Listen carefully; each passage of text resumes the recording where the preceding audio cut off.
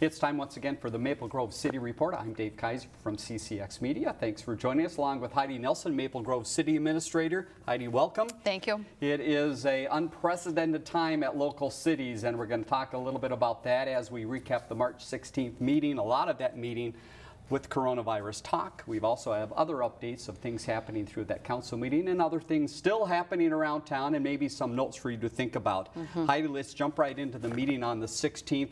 There was nothing on consent that was pulled separately. So the first presentation was from the fire chief that had some important information for the city. So if you can recap that for us, what do people need to know right now about how the city's prepared and what residents should be doing? Yeah, so Tim Bush, our fire chief, also serves as the emergency management director for the city. So he's been heading up our response to the COVID-19 virus. We've utilized or set up some tools that the director's team is utilizing. We're utilizing a tool called Basecamp, and that's kind of our virtual emergency operations center, if you will, where we share information, and we've been holding conference calls with all the director's team, and that's kind of our base point of sharing documents and where we're headed next. We keep a situational report updated on a regular basis, kind of where things are at from our operations perspective and where things are at with the virus outbreak. So we continue to monitor, federal, state, county directives on this with the CDC and the Minnesota Department of Health as well, and so it's an evolving situation, so things kind of change from really day to day, hour to hour at times. Just a few highlights. Community Center, as most people probably know, is closed. The Dome is closed. All parks and recreation activities have been canceled for now. We'll continue to monitor things, and we'll know more in the coming weeks about what might expect later in the spring. Right. Tomorrow morning, and this wasn't covered last night because we kind of made this decision this morning after getting more information, we've decided to go to a limited access approach at the government center. So starting tomorrow morning, all doors will be locked except for the front access door to the government center. You'll come in and access a phone where you can talk to a receptionist about whatever it is that you're coming to City Hall for. We really are trying to reduce kind of that face-to-face interaction between the public and staff, and honestly between staff inside City Hall. A lot of people have been moved to other facilities. We have 5 fire stations around town that we can disperse some of our inspection staff to. Some of our staff is working remotely, and then we do have some staff out on leave due to daycare concerns with the school closings and whatnot. So we just want to remind our residents we're available by phone, we're available by email. Many of the services that we offer to our residents and to our businesses are available online.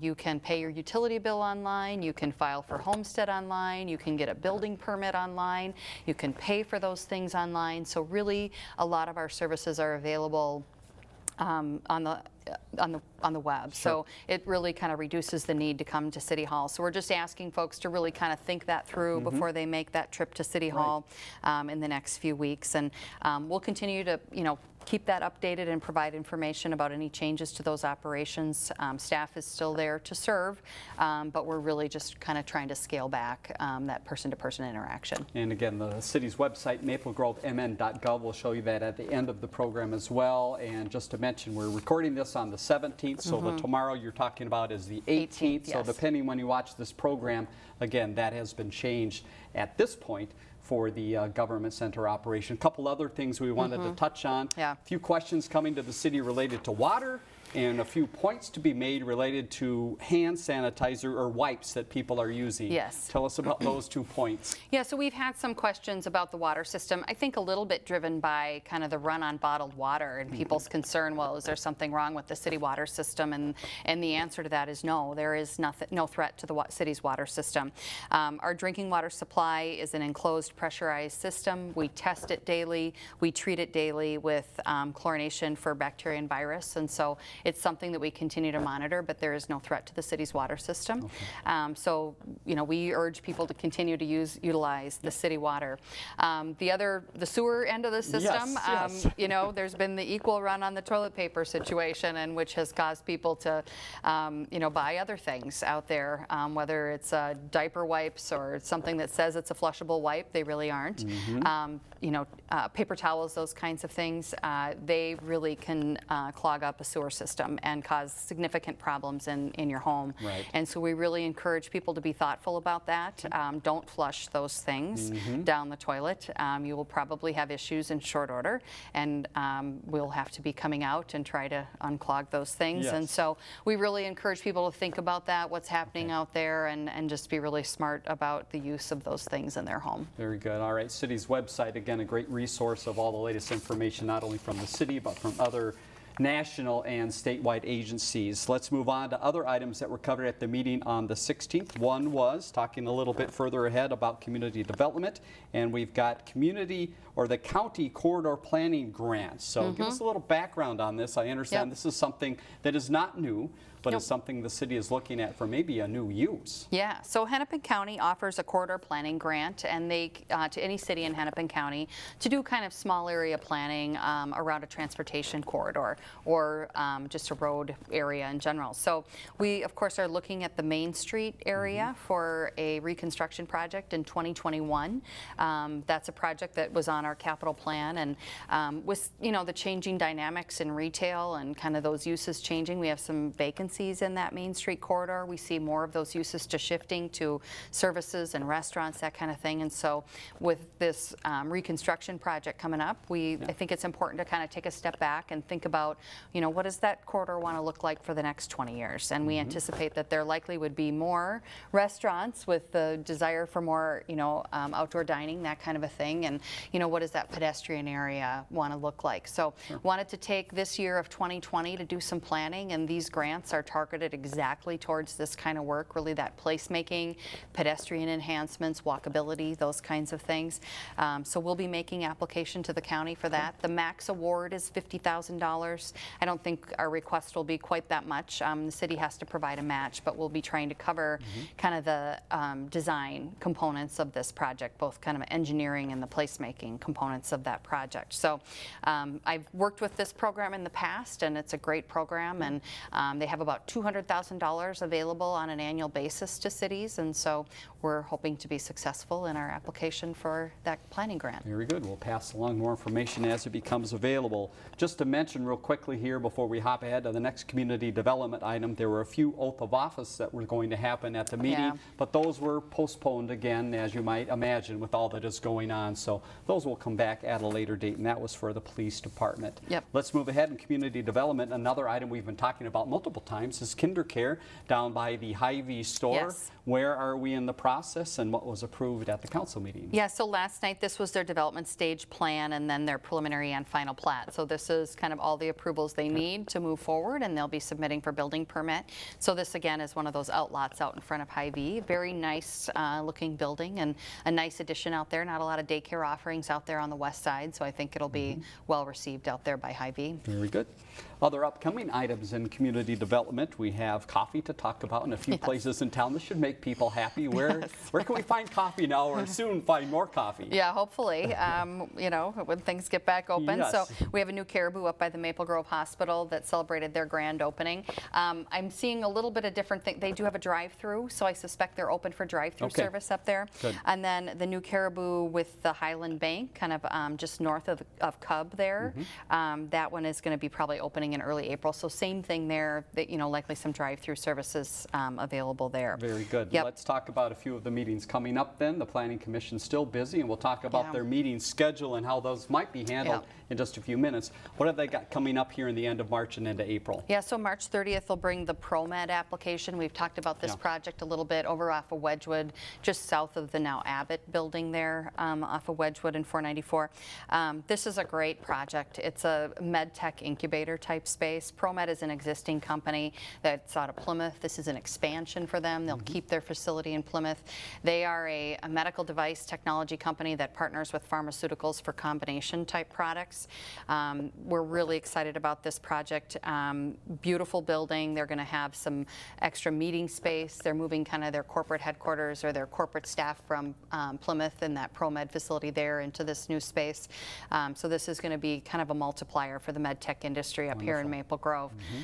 State is at the table on this one, bringing some significant resources from DEED. And this one, they've made a request to the city for tax increment financing, which again, we're kind of, the third leg of the stool there with the programs coming from the state, bringing some financing to help this this project along. So that'll be in front of the Planning Commission on March 30th. And then coming up in April, we'll talk about more senior housing in the city, I understand. Yeah, so the Village at Arbor Lakes is looking at a senior housing project, and they're also kind of talking about, uses for those remaining outlots that are there at the Village at Arbor Lakes for development. All right, more to come on that. We want to talk a little bit about the building permit side of it. So after they go through the council process, and there's usually a little bit of time until the permits are given, but we have a few exciting ones that permits are happening, so construction soon to come. What are the new places? Yeah, so and the next building up at Park 81, if you recall, this is the redevelopment of the old Wells Concrete site up off of County Road 81, just north of 89th.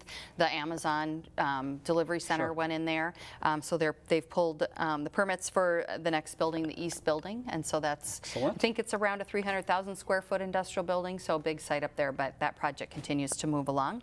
And then we have the Shake Shack, which of course came through the council for their approvals recently, and they'll be moving forward with construction there, just kind of due west of where Portillo's is on the outskirts of the shops. All right, final note from Joe Hogaboom at the council meeting from Community Development. Really some nice news about some community businesses stepping forward in a time of need here. Tell us about a little change in Byerly's and other people helping out with some lunches. Yeah, so Byerly's has targeted kind of that first hour of their operations between 7 and 8 a.m. to be reserved for those who might be immunocompromised or are elderly folks who want to get out and do some grocery shopping and might not want to be amongst general population. So I've seen a number of grocery stores heading in this way, and so that's a great leadership piece from Lunds and Byerly's. We appreciate that. And then the school district has put out information about distribution of school lunches from the various sites, so information's available on the school website about that.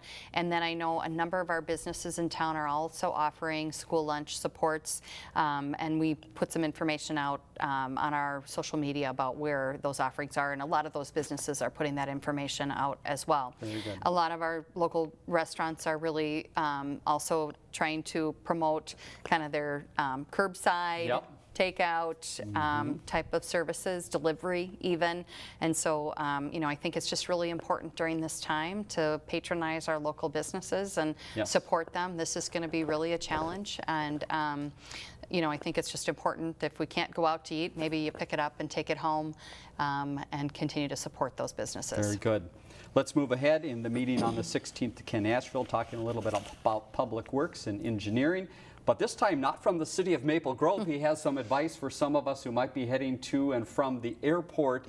Just a note for people as far as travel, lots going to be happening there, and it could affect people with their timing for takeoffs and arrivals. Yeah, so there is some construction that's going to be happening kind of around the southeast corner of the airport there on Highway 5 and 494 area, which would have a pretty significant detour up to the crosstown Highway 62. So I think just check out the airport's website, make sure you're informed about that. They're recommending, and this, I think the airport is pretty quiet right now. So, who knows how this will go, but this construction work will extend for some time.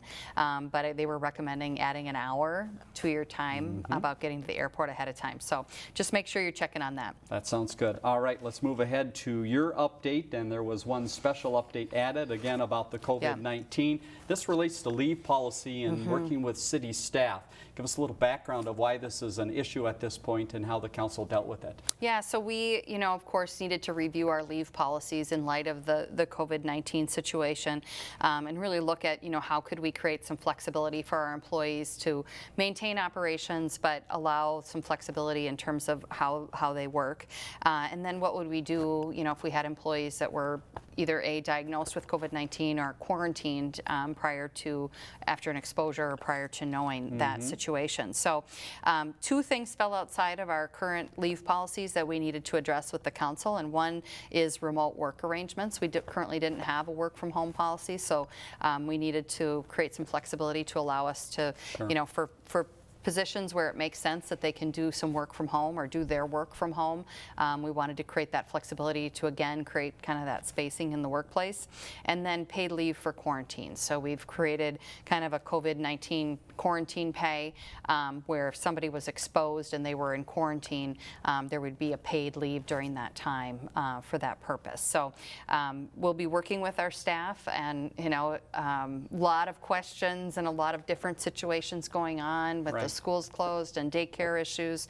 And then, as people continue to have experiences where, oh, my spouse's workplace, somebody was exposed or somebody's been diagnosed, we're just kind of fielding those kinds of things, and we'll be responding to those. So it's kind of an ever-changing environment, but hopefully this will give us some flexibility to work with our staff to keep services running, but give people some flexibility. One of the other thoughts that was brought up at the council meeting was during this time when the public is not coming into some of the buildings, some of those people that might work, say, at the community center or other places, it might be a time that some of those tasks that always get pushed off to the back might come a little bit forward. So there is a silver lining, I guess, a little bit in this for that type of work. Yeah. So, with the community center, a lot of work is still going on to try to cancel reservations and change reservations and talk to the people. I mean, the community center on a daily basis is fully booked. And so that's a lot of things to kind of reconfigure. And are we rescheduling? Are we postponing? Are we canceling completely? And people not knowing kind of what the future holds at this point. So a lot of work right now just kind of trying to shut down those operations. But a lot of, deferred maintenance in that building, just paint and cleaning and carpet cleaning and those kinds of things that our staff will be focusing on. And then, one of the things that always gets put on the back burner is management of documents and scanning in documents to our records retention system, getting files in order, that kind of thing. So I think it's, once we get past this initial bump of closure, I think it's an opportunity to kind of get the house in order a little bit and take this kind of time to focus on that. Very good. Final note from the meeting on the 16th was your update of some of the other things that have been canceled, and again, how you're going to be handling meetings and also handling things related to the Capitol and the legislature. Yeah, so with the City Council, a lot of our advisory commission meetings have been canceled. So the only 3 boards and commissions that'll be meeting is the City Council, the Park Board, and then the Planning Commission. They each have some, statutory responsibilities or legal responsibilities with the city. So last night we held the City Council meeting in person. We spread the council out at the dais to provide that spacing. We likely will move to an online meeting configuration. I think the Park Board is going to pursue that for their meeting this week. Planning Commission may go there for the 30th. So we have those tools in place. There's provision in state law for that to happen. It was actually put in place back at the time of the H1N1 flu that came around. And so there's a process for that and rules about that, so we know about that. So look for some of those changes. We'll still have the meetings out on CCX, and people can watch and see them. So I think that'll be, good. And so nothing about the transparency of those meetings will change. With the legislature, they really aren't holding any committee meetings or hearings at this point. I do have a couple conference calls set up with legislators, so I think they are continuing to track. I've heard, the 2 focuses of the session now will really be the COVID-19 response, but also the bonding bill. That's a big piece that's hanging out there. And I think going through what we're going through right now, there might be a need for some, that bonding bill for what it will create in terms of jobs and some economic activity in the state. So I think there will be a focus on the bonding bill. So I do actually have a few calls set up this week where we're going to be talking about our bonding priorities for the state. So that's great to see that everybody's, just kind of shifting gears where we normally would be going down to the Capitol to meet with folks. They're willing to take those calls and keep, those issues alive down there. Very good. All right. So there is about 20 minutes of what happened at that council meeting. Again, most of it related to the coronavirus, but now other information being passed along, and the work of the city continues on.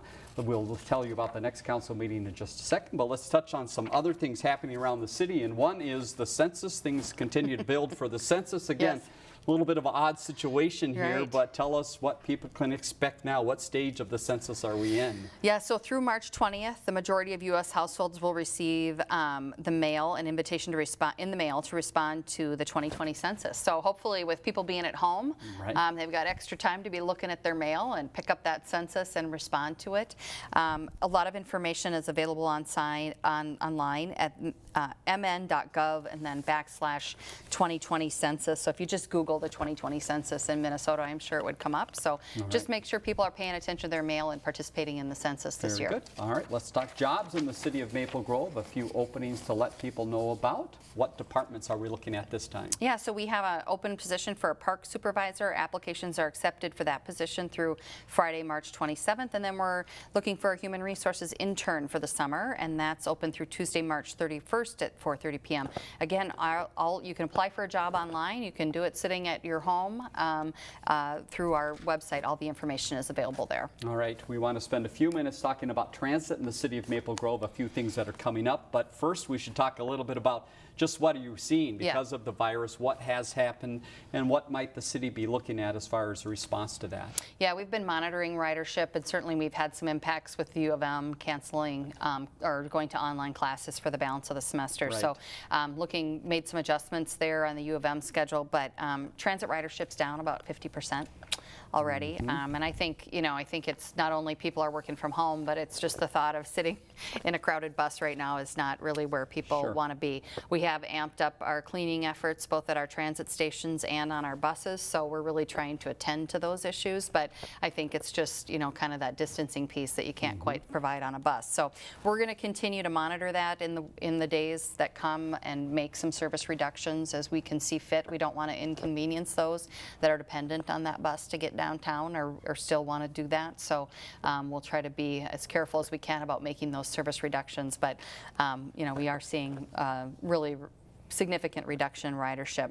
One of the things that we always do in March is we celebrate Transit Driver Appreciation Day, which is March 18th, and with Maple Grove Transit, Metro Transit, and then other transit providers across the country. And we do have some great transit drivers that serve Maple Grove Transit, and so we always try to thank them. I know the Transit Commission meeting has been canceled for this month, so I think Mike Opatz, our transit administrator, is going to be postponing that recognition for them until a later date. Makes but sense. Sure. We do really want to thank those that provide that daily service to the nearly 4,000 people that we typically take downtown every day.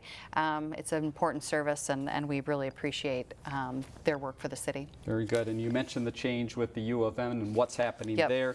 Reverse commute, when things do get a little bit back to normal. Again, a great opportunity from the city of Maple Grove. Help us understand reverse commute a little bit more and why that's important for the city to offer. Yeah, so this is something we've looked at to address kind of our workforce concerns of our many businesses in town is, we run people downtown, and then we have an opportunity here to pick people up and bring them out to Maple Grove, and then in the afternoon take them back downtown.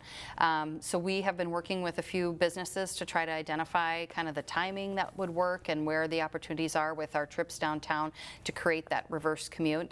The biggest challenge, of course, is always that last mile. Where do they go? And so kind of trying to work that out with the businesses and see if there's a circulator route that could work, or if they do some sort of shuttle service from the transit station kind of a thing. So that's something that we have information available on our website about that. So if you are somebody that owns a business here in Maple Grove that would benefit from that, or somebody, if you happen to be watching this and you live downtown and you need to get to Maple Grove, that's an opportunity that's out there. So we'll be promoting that more in the coming weeks. All right, a couple other notes of things that are coming up. The annual tree sale, something residents look forward to. Give us some information about when and where and how we can find out more about the type of trees. So all the information, of course, is available on our website, including the order form and tree descriptions.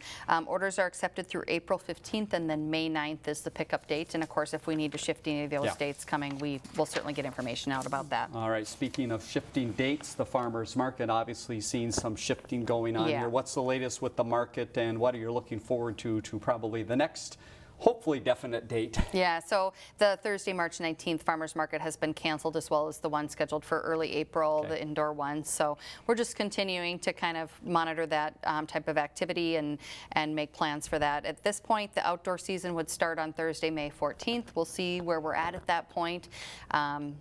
and we'll try to make a decision getting closer to that date. All right. And Yep. final note here, again, it seems like we're thinking a lot about the present and Yes, what's going on now, we are. but there is time now to think about the future and maybe Yeah. getting your kids involved in some activities and the youth involved. So registration time coming up soon. Yep, so registration is open until March 27th for youth athletics, including cub ball, softball, and soccer.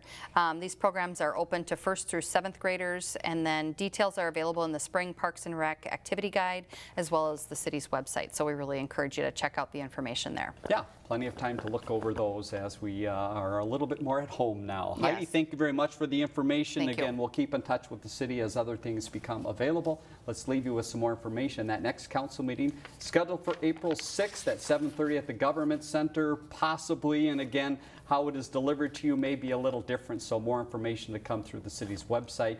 You see the website in the middle of the screen. We mentioned that multiple times today, so a lot of information available there. And again, it keeps changing, so keep stopping back in.